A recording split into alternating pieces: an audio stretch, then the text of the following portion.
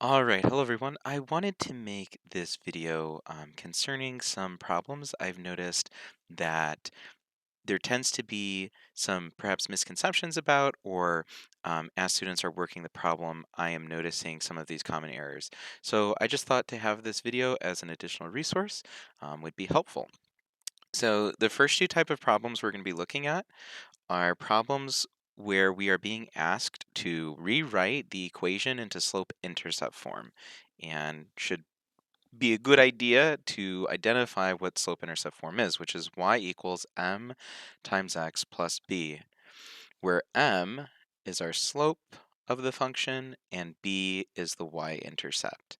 And we've talked about the reason that we want it in slope-intercept form is because it's much easier to graph um, when it's in this form than something like this. If someone was to ask you, well, what's the slope of this equation?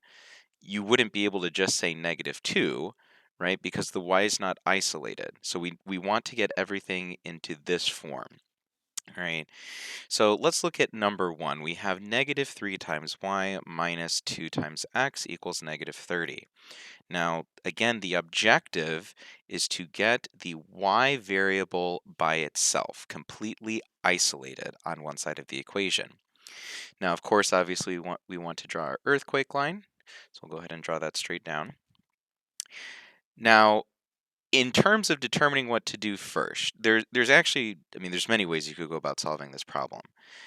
One common mistake I see is this, saying, well, let's divide everything by -2, or we're looking at the number that's in front of the x.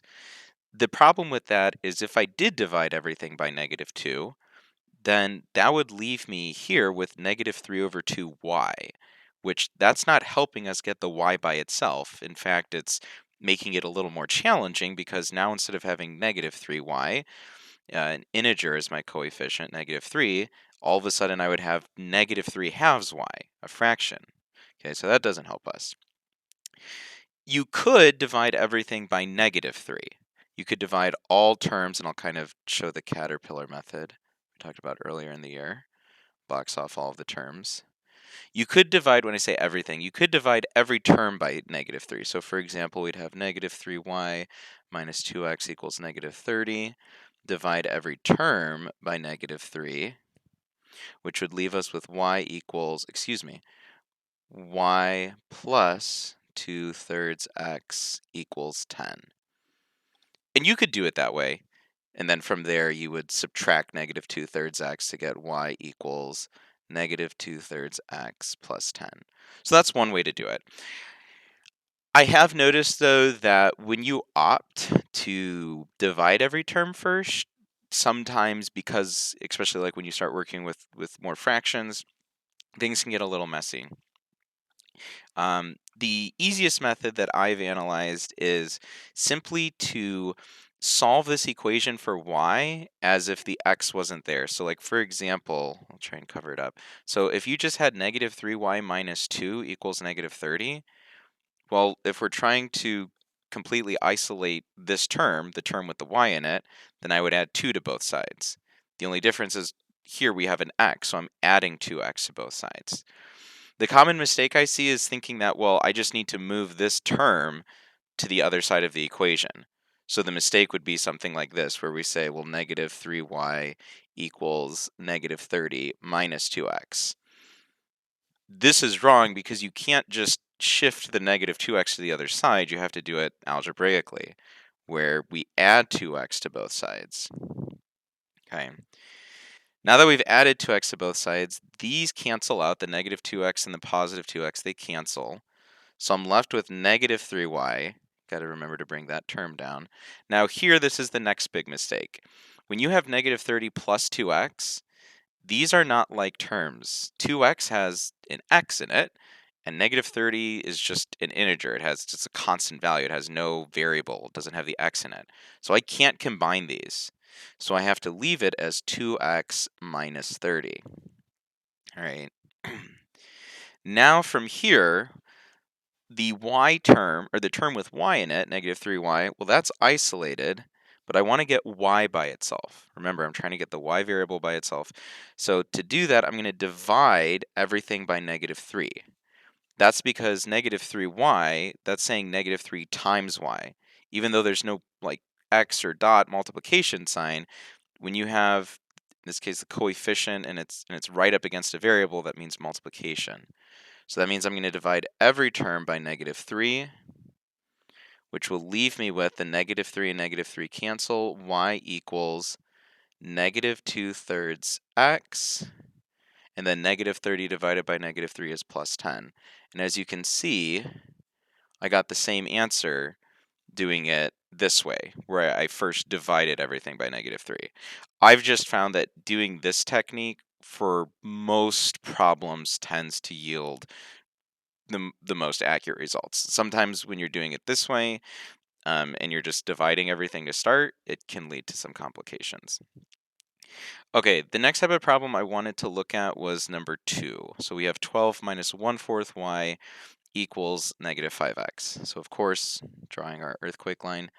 Now, it's important to recognize here that just because, just because the y and the x are on the same side here, and they're not on the same side here, this is still not in slope-intercept form. Again, you need to get the y variable completely and totally isolated, nothing attached to it. No coefficient, not being divided by something, nothing being added to it, and so on.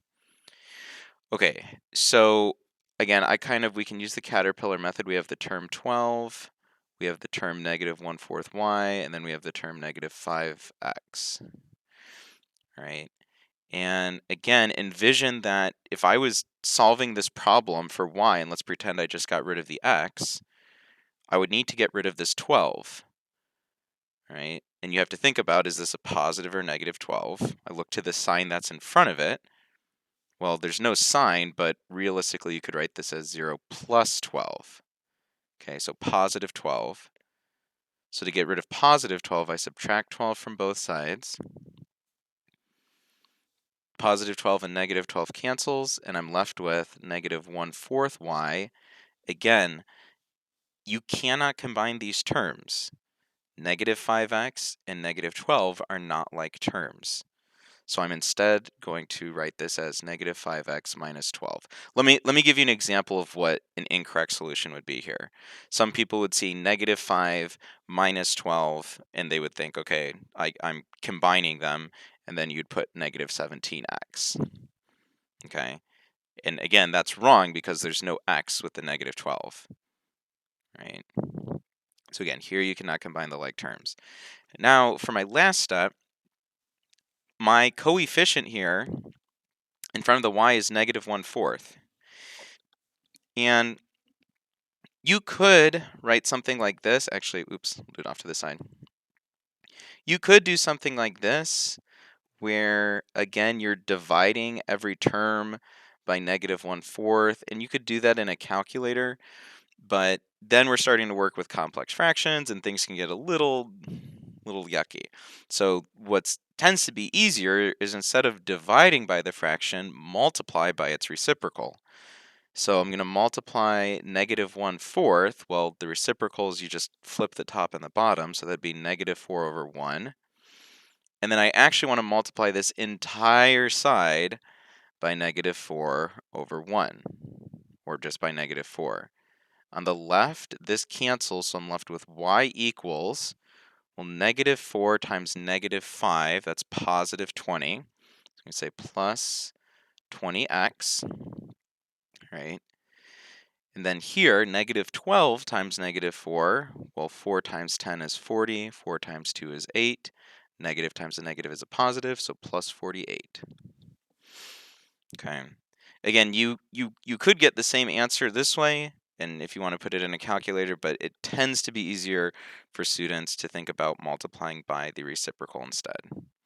Okay. The last problem I wanted to talk about is a problem like this, particularly graphing this equation. So I've kind of given the coordinate plane here, x and y axis. Let's just say we're going by ones. 1, 2, 3. -1, -2, -3, 1, 2, 3, -1, -2, -3. Okay, now we have to graph the equation y equals -4x minus 3. And here's what I notice a lot. So b for begin, -3, so I'll go down 1, 2, 3. And then we say, well, my slope is -4/1. So -4/1 down 4 to the right 1, which is correct. But then we say, well, I'm out of room. I can't go down any further. What am I supposed to do? Another way you could think about -4/1 or re-express it is actually +4 over -1. If you think about it, -4 divided by 1, that's equal to 4, or excuse me, -4, as is +4 divided by -1 is equal to -4. So it's just a different way of expressing it. So instead of thinking down 4, you can think up 4 to the left 1. So I can go up 1, 2, 3, 4, and to the left 1.